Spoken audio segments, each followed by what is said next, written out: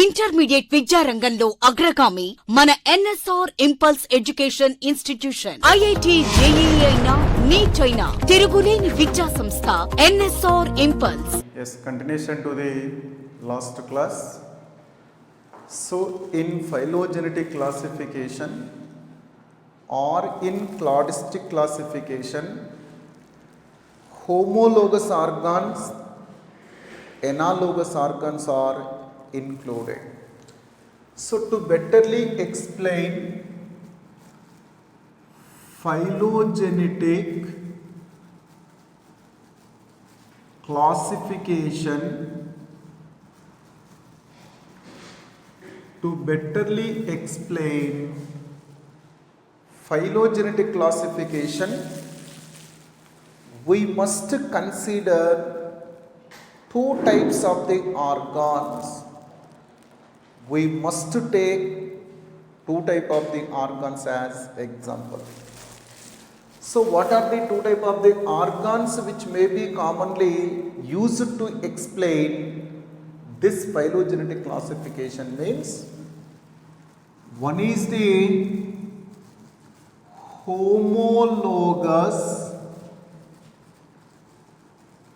organs. Second one is the analogous organs.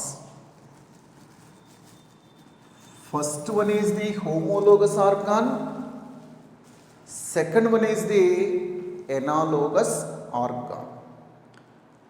What are the homologous organs means? The organs which are with the same origin, which are with the same structure, which may be perform the different function, that organ is said to be as the homologous organ. Before going to the analogous organs, what is the homologous organ means? Organs which are with the same origin,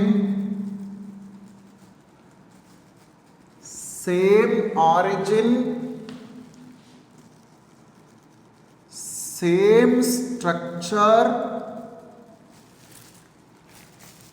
and with a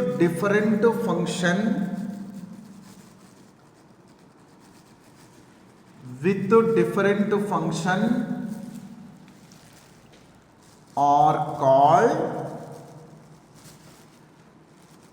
homologous organs. So what is the definition of the homologous organs means? Organs which are with the same origin. If the organs are gets originated either from the ectoderm or from the endoderm or from the mesoderm, that is the same origin. So organs which are with the same origin means they have to be originated from same layer. That may be ectoderm, that may be endoderm, that may be mesoderm. That is the same origin. They must be with the same structure. Chemical composition must be same, but they have to perform the different functions. If they can perform the different function, then we can say that is the homologous organ. For example, when we observe the example, hand of man and wing of bat. Hand of man and wing of bat. So definitely in the case of the hand of the man, this is the hand. This is said to be as the upper hand This is the femur in the human hand.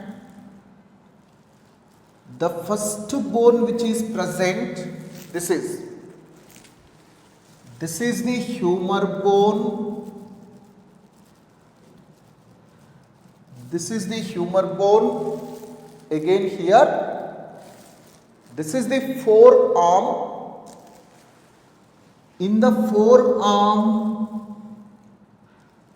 two bones which are present. This is the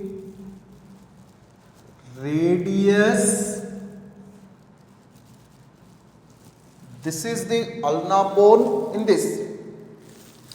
In this hand, two bones are present.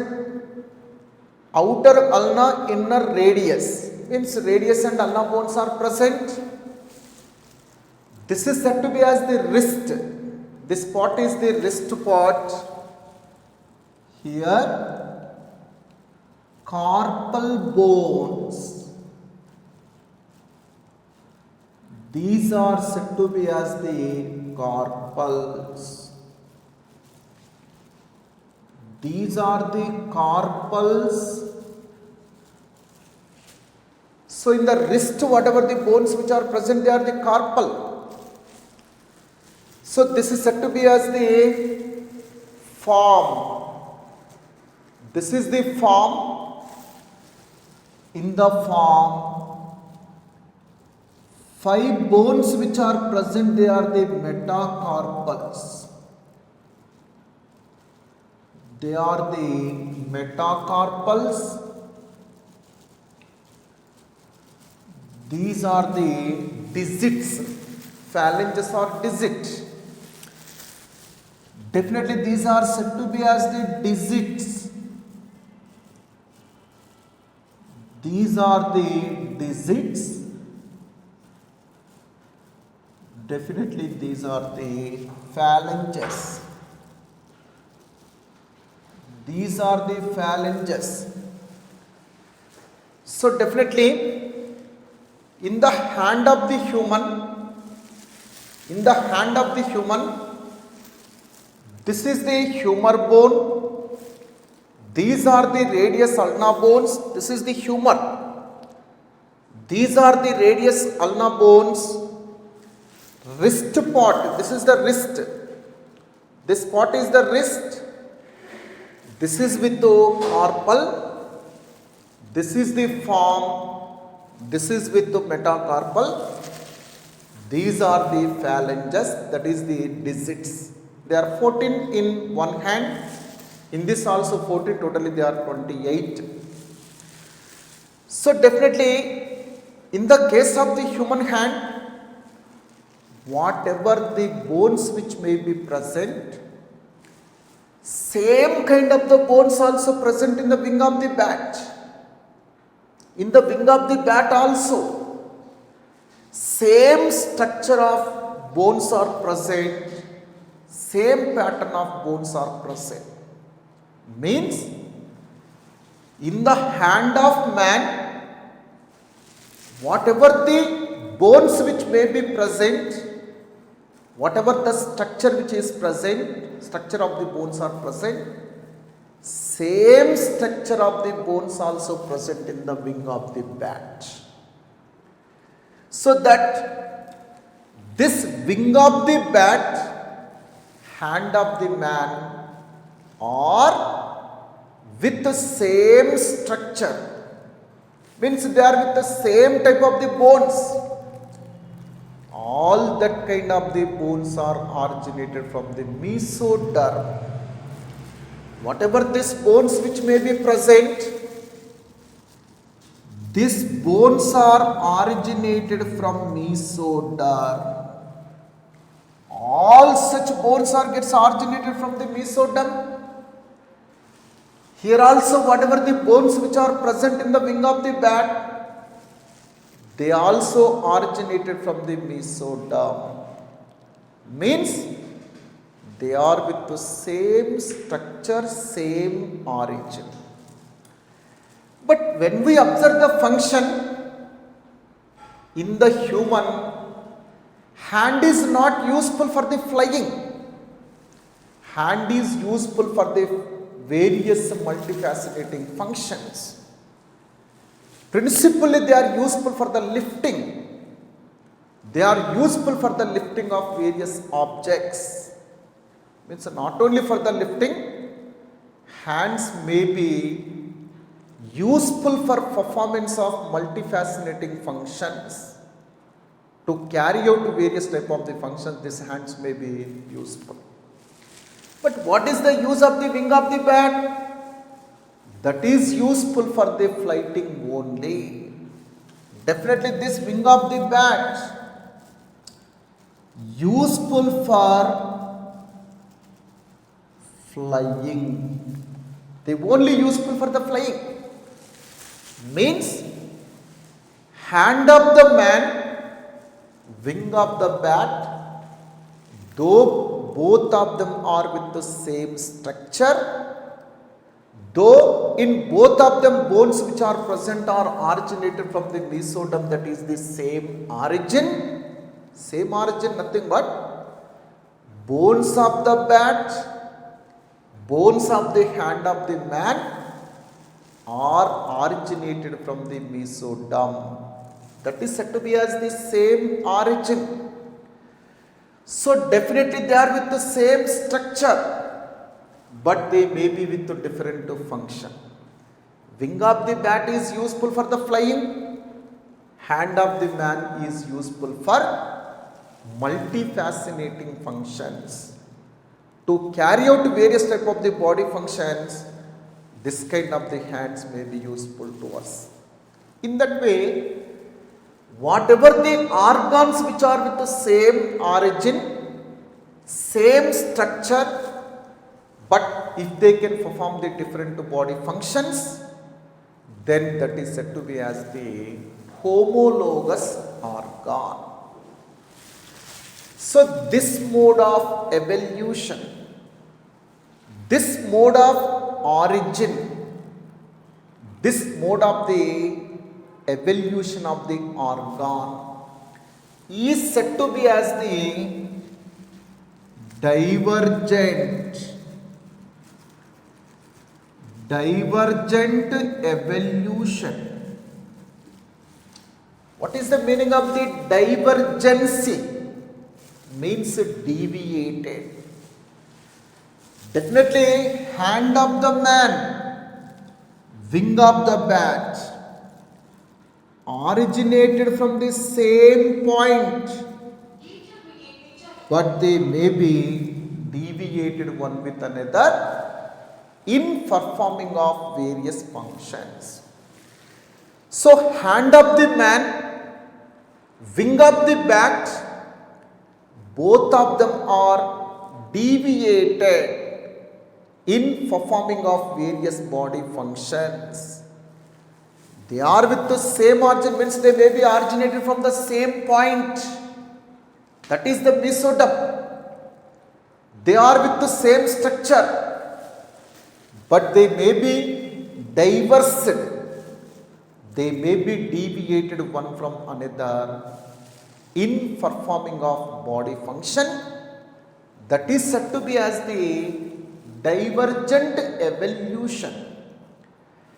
Definitely homologous organs are gets evoluted, homologous organs are gets originated by the divergent evolution. Divergency nothing but deviation. Definitely depending upon their living habit, depending upon their living habitat, definitely they may be perform various body functions. So definitely wing of the bat how to be shows the flying mode of life. So that only this four limbs of this bat is gets modified into wing in order to betterly adapt to flying. In that way, definitely this hand of the man, wing of the bat, both of them, though they are with the same structure, same origin, they may be deviated one from another in performing of body functions, that is said to be as the divergent evolution. By the divergent evolution, homologous organs are gets evoluted.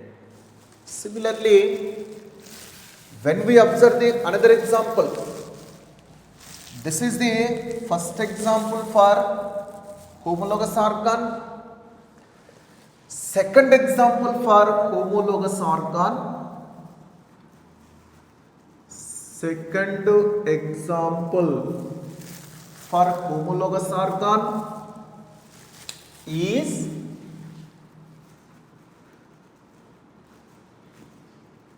wing of bird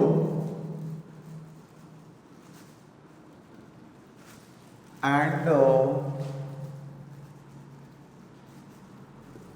wing of pinches. Wing of pinches. Pinches nothing but birds, one type of the bird. So definitely wing of the bird, wing of the pinches are better example for the homologous organ. In that way, whatever the organs which are with the same origin, with the same structure, but if they can perform the different functions, then that is said to be as the homologous organs. Next to analogous organs. Second one is the analogous organs. So analogous organs, this is completely opposite to the homologous organ. Complete opposite to the homologous organ. So what is the definition of the homologous organ? Means organs which are with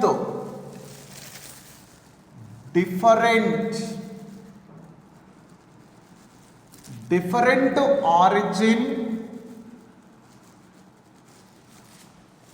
different structure, different origin, different structure, but with the same function.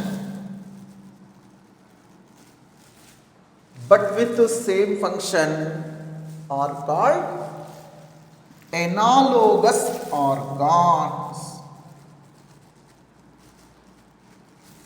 Analogous organs. So what is the analogous organs means? Organs which are with the different origin, organs which are with the different structure, but if they can perform the same function, then that is said to be as the analogous organs.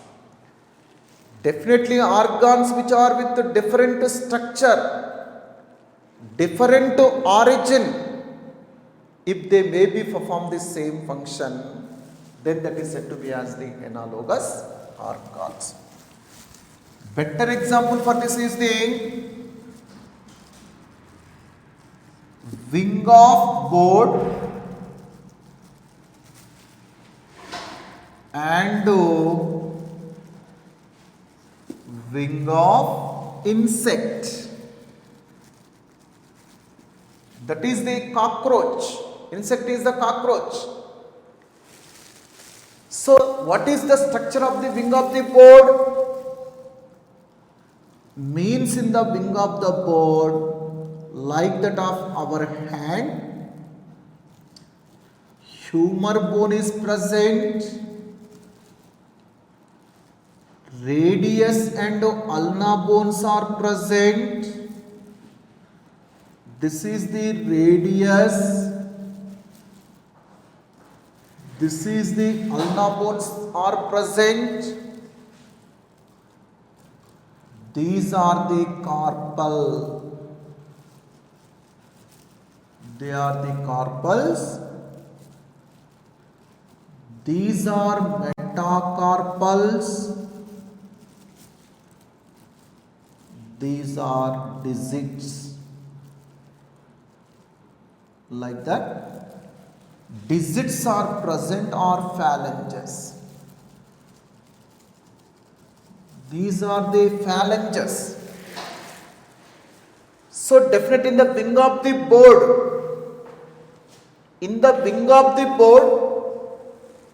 like that of the human, humor bone is present, radius ulna bones are present, carpals, metacarpals are present, phalanges bones are present like that of our head. This is the structure of wing of bird. But when we observe the wing of insect such as cockroach, this wing of cockroach or insect is made up of with chitin. This is made up of with chitin substance but not with bone. Wing of insect is made up of with chitin substance but not with bone. Chitin substance. Inside of the wing of the bird, whatever the blood vessel like tubes which are present to supply the blood, they are said to be as the veins. They are said to be as the veins or nervures. These are also called as the nervures. Nervures are veins. So in the case of the wing of the insect is not made up of with bone. Wing of the insect is made up of with chitin substance. Chitin substance.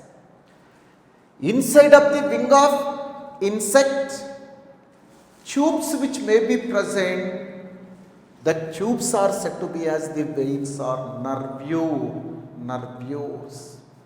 In that way, structure of the wing of bird is different from the wing of insect, because in the wing of the bird bones are present like that of our hand. In the wing of the bird bones are present, but in the wing of insect chitin substance is present instead of bone. In wing of the insect, veins or the nervures are present to supply the nutritional food material, to transport the material to the wing. Nervures or veins are present. Means structurally wing of the bird is different from the wing of insect. Originally wing of the bird is originated from mesoderm. Definitely bones of wing is originated from mesoderm. But in the case of the insect, it is originated from the ectoderm. Definitely that is originated from the ectoderm. Means as per the origin, this wing of the bird is originated from the mesoderm. Wing of the insect is originated from the ectoderm. So definitely originally also they are differed. As per the structure these are differed, because it is made up of with bones, it is made up of with chitin substance. As per origin, this wing of the bird is originated from the mesoderm. Wing of the insect is originated from the ectoderm. Originally also they are differed, but both of them are useful for flying. Wing of the insect is useful for the flying of insect. Wing of the bird is also useful for the flying. Both of them are with the same function. both of them are useful for the flying only.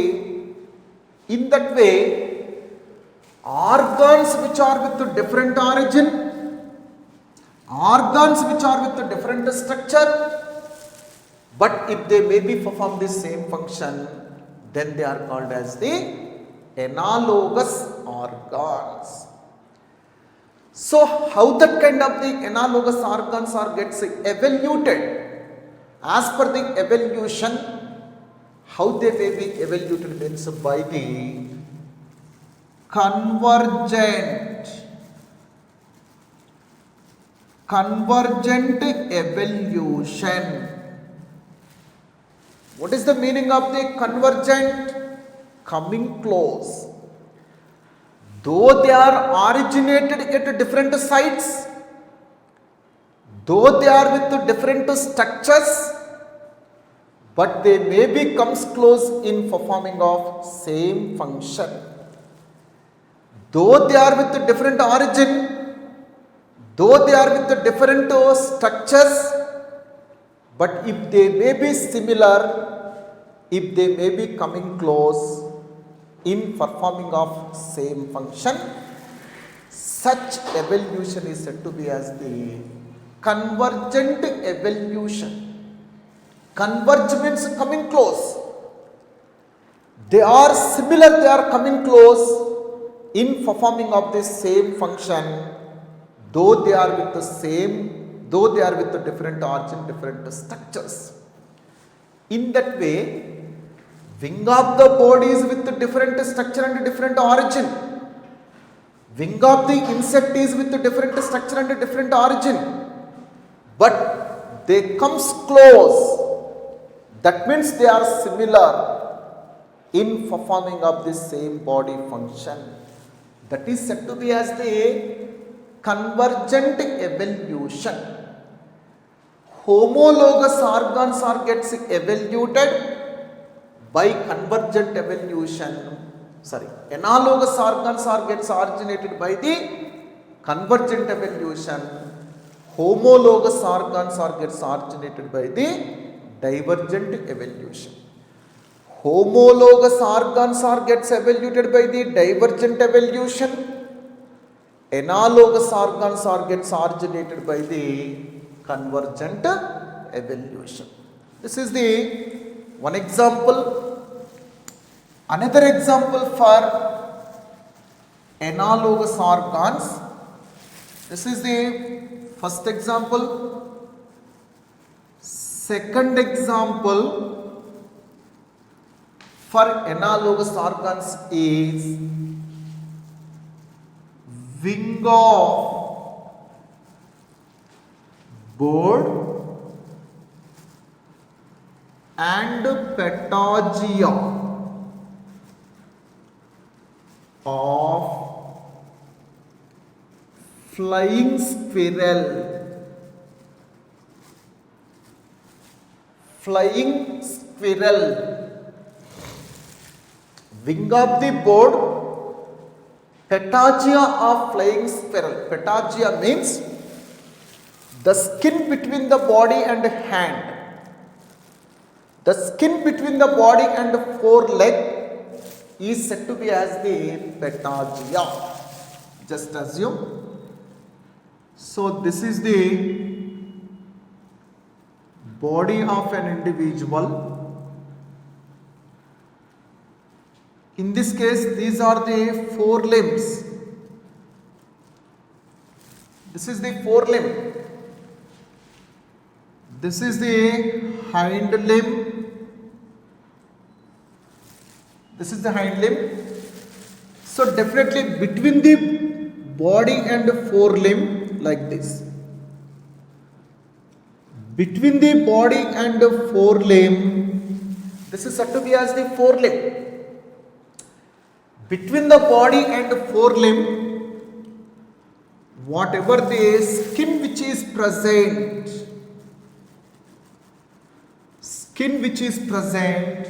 that is said to be as the patagia. So between the forelimb and the body, whatever the skin which is present, that is said to be as the patagia. In that way, Definitely, patagia is extension of skin. Yes. So wing of the bird and patagia of the flying squirrel is better example for the analogous organ.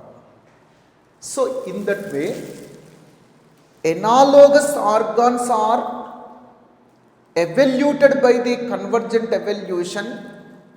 Homologous organs are gets evaluated by the divergent evolution. These two types of the organs are betterly explained. This phylogenetic classification or the cladistic classification. This is the one. Next continuation type of the classification is hierarchical classification. Hierarchical classification.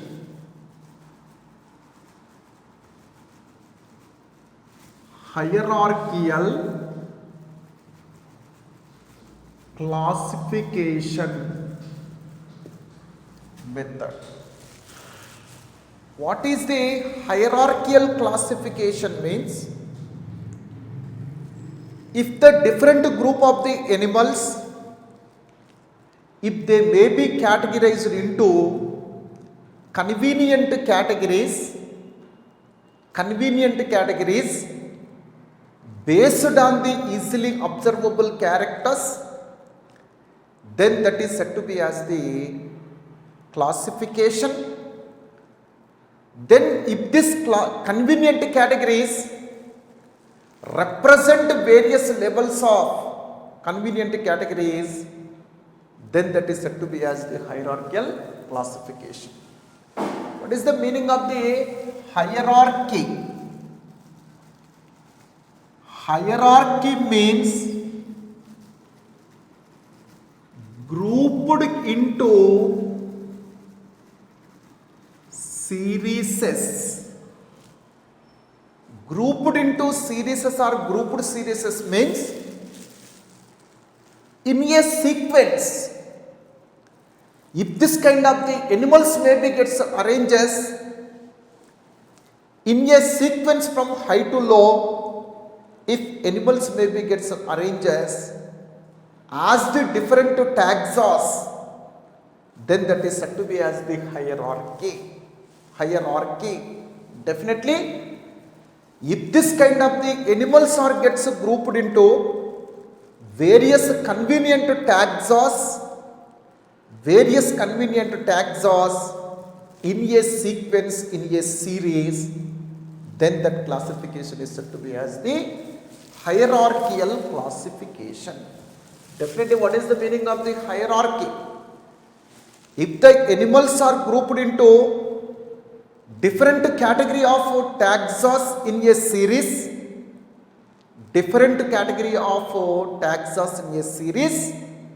then that is said to be as the hierarchy. That classification is said to be as the hierarchical classification. So before going to that, at first you have to recall what is a taxon. What is a taxon? A convenient category. A convenient category is said to be as the taxon. That may be kingdom, that may be phylum, that may be class, that may be family, that may be order, that may be genus, that may be species. Means how many number of convenient categories, how many number of the taxons may be used for categorization of the animals by hierarchical classification.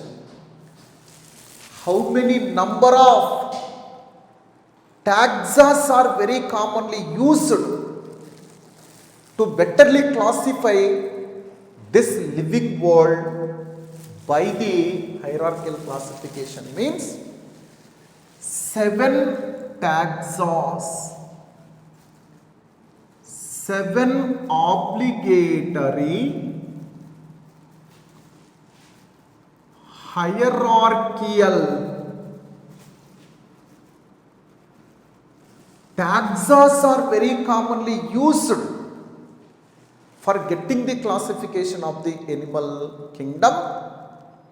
7 obligatory taxas are commonly used to classify living world. That 7 hierarchical taxas are nothing but obligatory hierarchical taxa. Taxa is nothing but convenient category. So based on easy observable characters, if we can place them in a convenient category, such convenient category is nothing but taxa. That taxa may be phylum, that taxa may be class, that taxa may be order, that taxa may be genus, that taxa may be species. In a such way, how many number of the taxas are commonly used in hierarchical classification to classify the living world means 7. 7 obligatory hierarchical taxas are commonly used. What are the 7 hierarchical taxas means? One is the kingdom. One is the kingdom.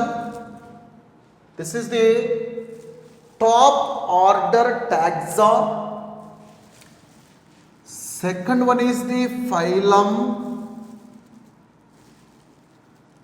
Third one is the class. Fourth one is order. Fifth one is family. Sixth one is genus. Seventh one is the species. So definitely 7 obligatory hierarchical taxas are very commonly used. 7 obligatory hierarchical taxas are very commonly used to betterly classify the living world, to betterly classify this living world in hierarchical classification. 7 obligatory hierarchical taxas are very commonly used here. So definitely before going to the details of this, of them, kingdom, class, genus, family, order, class. These taxas are introduced by Linnaeus. These taxas, kingdom, class, order, family, genus, species, were introduced by Linnaeus. Only phylum was introduced by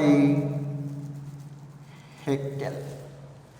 So of these 7 obligatory taxas, 7 obligatory hierarchical taxas, except phylum, remaining 6 are introduced by the Linnaeus, but phylum taxa was introduced by the Haeckel. Again, these are the 7 obligatory hierarchical taxas which are very commonly used for the classification of the living world. In addition to them, other subtaxas also present, intermediate taxas also present. What are the intermediate taxas? In addition to these 7, what are the intermediate taxas which also may be used for the classification of the living world means, what are the intermediate taxas which may also used for classification of the living world means, one is the subkingdom, subkingdom. Second one is the grade. Third one is the division. Fourth one is the subdivision. Fifth one is the subphylum.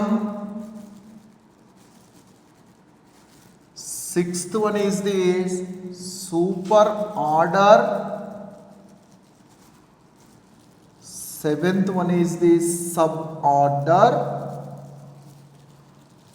Eighth one is the superfamily. Ninth one is the subfamily. 10th one is the subspecies. So like that. So definitely what are the intermediate taxa? These are 7 are said to be as the obligatory hierarchical taxa. These 7 are the 7 obligatory hierarchical taxa. These are very commonly used for the classification of the animal world. So in addition to them, certain intermediate taxa also present. What are the intermediate taxa which may be commonly used for the classification of the living world? Means subkingdom, grade, division, subdivision, subphylum, superorder, suborder, superfamily, subfamily, subspecies. These are the intermediate taxa.